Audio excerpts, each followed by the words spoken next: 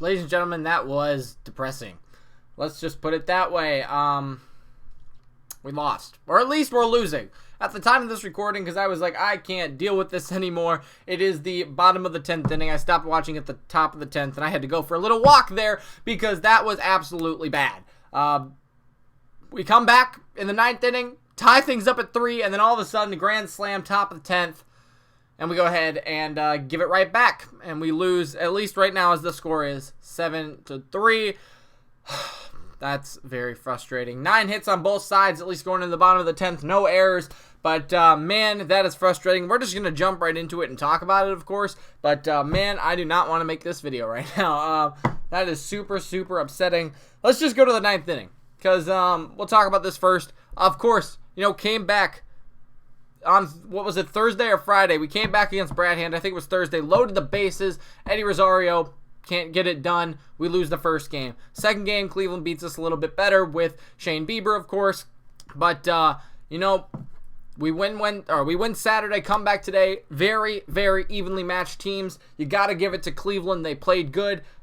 We played bad for the most part. I'll cover why in a second, but just an awful game, especially coming down to the 9th inning. So, 9th inning for us. I mean, this changes everything. Let's just go to it. Eddie Rosario singles or doubles on the first pitch that he sees off of Bradhand. Of course, they bring in Bradhand, their closer. We hit him very well on Thursday, but today we really got to him again, and it's just frustrating. So, bottom of the 9th inning, Eddie Rosario doubles on the first pitch. Mitch Garver up 3-0. 3 balls, 0 strikes. Comebacks and strikes out. Watches 2 fastballs down the middle of the plate. I get the 3-0 fastball, but the 3-1, you're not swinging, at least putting the ball towards the other way. I don't know. Again, I would probably strike out. I'm sure everyone watching this video probably would have struck out, but my goodness, for a major leaguer, that's a little frustrating, especially when you're up 3-0.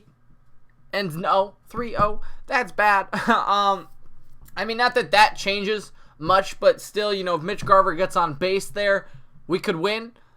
Maybe we win otherwise if we don't send Adrianza. Let's just talk about it. So, Mitch Garver strikes out, 1 out. Luis Arraez singles. Hard hit ball right up the middle. Eddie Rosario scores. It is 3-2.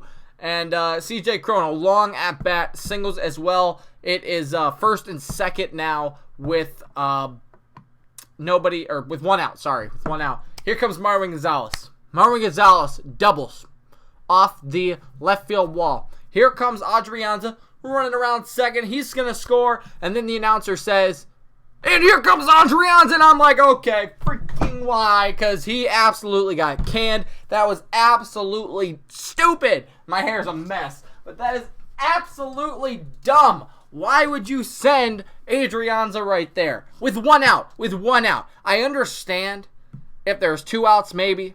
You're trying to tie the game. Okay, you're being aggressive. But with 1 out, the other situation would be second and third, 1 out for Scope and Kepler to come up. Because more than likely, Scope, I don't trust him, man. I don't trust him at all. But I'm just saying, if Scope gets out, probably not going to be a double play. Here comes Kepler. Kepler has had 2 walk-offs this season. I don't know why we didn't put the bat in his hands. We literally took the bat out of his hands by trying to be too aggressive. That was absolutely dumb. That was the worst decision we have made all year. Well, one of them. We've had a couple of bad ones, but that was just bad. That was so bad with 1 out. Again, with 1 out, you don't send him. 2 outs, whatever, it's fine, but that's so bad. That is not good at all, and that's why we lost this game. I mean, I'm not going to say anything, if it plays out the exact same way, right? Except for Adrianza is on third base instead of at home, or out, I guess I should say, and Jonathan Scope grounds out to third base. Again, maybe Adrianza scores there, maybe he doesn't. It gives the bat to Kepler, who has 2 walk-offs this year, and gives him a chance instead of taking a bat out of his hands. So, we're tied at 3, right? Which is great. I mean, we're great. We're tied at 3. I'm happy. I'm also very frustrated that we sent him, but why? and then at the top of the 10th inning, Taylor Rogers comes in, right?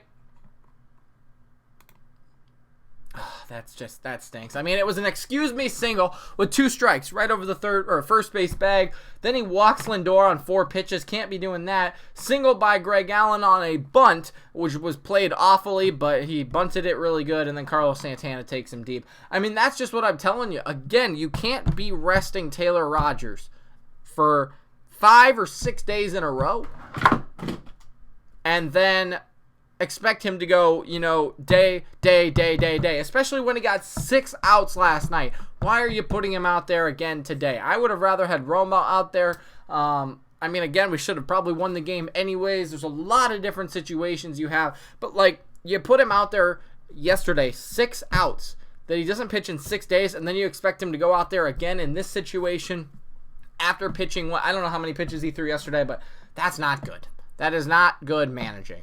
And, of course, he made us pay for it. I'm talking about Santana making us pay for it with the Grand Slam. Rogers' whip was .99, under 1 before that inning, and he gave up 3 hits and a walk. Also, yeah, we're going to lose. Let's just talk about pitching, I guess, now. I don't know what else to do. Let's talk about hitting one more time, actually. So I did the math. Going into the 8th inning, or the bottom, it was actually in the 9th inning. Going into the 9th inning, we had a total of, drum roll please, 17 of our 24 outs at the time were flyouts or strikeouts. What does that tell you? If somebody was flying out or striking out, what that tells me is that they're trying to hit a home run. Like I said in the video that explained why the Twins were struggling and how they were going to fix it, I said they were hitting or trying to hit too many home runs. We didn't hit a home run today. We had 3 doubles, with Eddie Rosario having 2 of them. Game's over, by the way. We lost 7-3 officially. But you got people trying to hit too many home runs when all you got to do is get on base, right? Luis Arraez, 2 for 3 today. Why? Because he tries to hit the ball up the middle and the other way. That's all you have to do. And all of these guys, Kepler, Polanco, Sano, Rosario, Garver, Crone, Gonzalez, Scope. Every single one of those guys tries to hit a home run in almost every single at-bat. And sometimes, like today, Crone put a really good at-bat together and singled. Like I said, in the 10th inning, Rosario got a couple of doubles today. But if they're going up there, look at their swings. They're trying to hit home runs. That's not how you win games. And if you take into effect the last inning, where they got 1 out on a flyout or a strikeout, you got 19 of your 27 or 30 outs, I guess, with the 10th inning on flyouts or strikeouts. That's too many. We also only walked once today. That's another reason you're just not going to win games if you're being too aggressive, not taking bases when they give you them, like Garver when it was a ball in the dirt on a 3-2 pitch and check swung. I get that it's a good slider or whatnot, but you could take a walk there, right? And those are the situations where you just look at it and are like, well, there goes our chance, because we had absolutely nothing going on this entire game until that 9th inning, right? Cleveland scored first. Right? They scored first at the top of the 1st inning.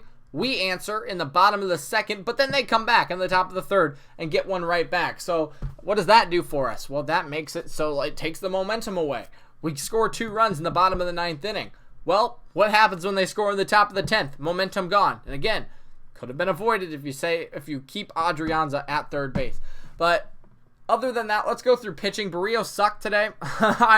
He looked awful. He's looked awful like 2 or 3 of his last times now. I guess I shouldn't say he sucked, because he got through 6 innings. He only gave up 6 hits, 3 earned runs. What is that? That's a quality start, isn't it? So that's not bad. But he only struck out 4, which, he's not going to strike out 10 or 11 every single time. And he only walked 1, but his fastball was very low today. He only got up to 95 one time, which that's where he's been all season. I think, in my opinion, he was locating a lot better today, trying to find the corners of the strike zone. It just happened to be so the umpire didn't give it to him, ever. These umpires have really opened my eyes a lot these last couple of series against the Braves and against the Indians. I'm not saying we should go to an electronic strike zone, but oh my goodness, it seems as if, one example, Max Kepler's at bat today, where ball 4 was at his freaking nose, and then what happens? It called a strike, so what does he have to do on the same pitch that's thrown 2 pitches later? Swings at it, strikes out. You can't expect him to get a hit on that when it's ball 4 at his eyes, and then he has to come back and get, or he gets the same pitch, he's got to swing at it or it's going to be called a strike. that takes away everything that the Twins were working with at the plate, like I said, with Kepler, or on the pitching side of things with Barrios. Could not get his curveball located today. It was low. He didn't get him to chase it, but it was just low, right? Not getting any strike calls on it either. Is it his fault? I mean, yes, but also at the same time, he's not getting any help from the umpires. Duffy came in through 2 outs, got one, or also walked a guy. He did fine. Harper did fine. 2 outs. No, nothing else. May had a really good outing. 1 2/3 innings, 2 strikeouts. Rogers absolutely fell apart. He got the loss, by the way, with 1 out. He recorded 1 out and gave up 3 hits. 4 earned runs on the Grand Slam, of course. Stashek got the last 2 outs of the inning. He went clean, but that's just bad. 2 for 10 with runners in scoring position. 6 guys left on base. It's just, like I said yesterday. Yesterday we did everything right. Today we were back to our old routine, trying to hit too many home runs, not, being patient at the plate. We look bad again, and now we're tied in the division. Am I worried? No, we still got 6 more times we get to play the Indians. 3 at home, 3 against the Indians in September. It's going to be a lot of fun, but that's a frustrating homestand, I would say the least. I mean, let's hope that the day off really helps us and we can go take a couple in Milwaukee. So we came back all for nothing. Blow a big series against the Indians. Blow a big series against the Indians, though. We are tied 71-47 apiece. Let's take an off day and try to get recalculated and try to win some games. But that's all I got for you today.